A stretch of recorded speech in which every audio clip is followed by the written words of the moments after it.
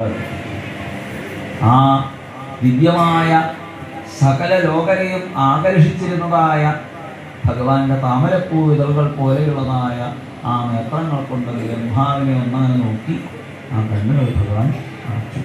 ഇടിമിന്നൽ എന്നതുപോലെ ഭഗവാന്റെ ദിവ്യമായ ദേഹം അപ്രത്യക്ഷമായി കഴിഞ്ഞു.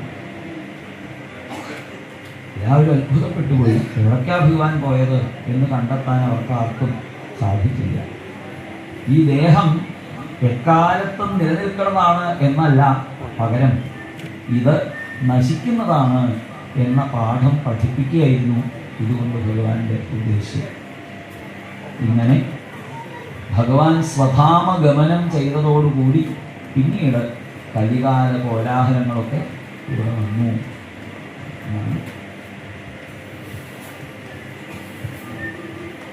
അപ്പൊ ഈ കലികാലം അതിൻ്റെ മൂർധന്യത്തിലെത്തുന്ന സമയത്ത് കൽക്കിയായിട്ട് ഭഗവാൻ അവതരിക്കും. ഇവിടെ പലതരത്തിലുള്ള അപകടങ്ങളും കലികാലം കൊണ്ടുണ്ടായിത്തീരും എന്നൊക്കെ പറയുന്നു. ഏതായാലും ഇതിനു മുമ്പേ ഇവിടെ ഉണ്ടായിരുന്ന അനേകം രാജാക്കന്മാരുടെ കഥകളൊക്കെ പറഞ്ഞു കേൾപ്പിച്ചത് അത് മുഴുവൻ അങ്ങനെയായിട്ടല്ല, പകരം അതിൽ നിന്നൊക്കെ ചിലത് പഠിക്കണം. വിജ്ഞാന വൈരാഗ്യ വിവക്ഷയാ, വിജ്ഞാനവും വിരക്തിയും ഉണ്ടാവാൻ വേണ്ടിയിട്ടാണ് പൂർവികരായ രാജാക്കന്മാരുടെ കഥകളൊക്കെ ഭക്തിമത്തായ രീതിയിൽ ഇവിടെ പറഞ്ഞു തന്നത്.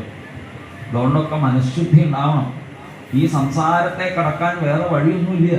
സംസാര സിന്ധു അതിദുസ്തരമുക്തിതീർഷോ മാന്യപ്ലവോ ഭഗവതഃ പുരുഷോത്തമസ്യ ലീലാകഥാരസനിഷേവണമന്തരേണ പുംസോ ഭവേത് വിവിധ ദുഃഖദവാർദിതസ്യ.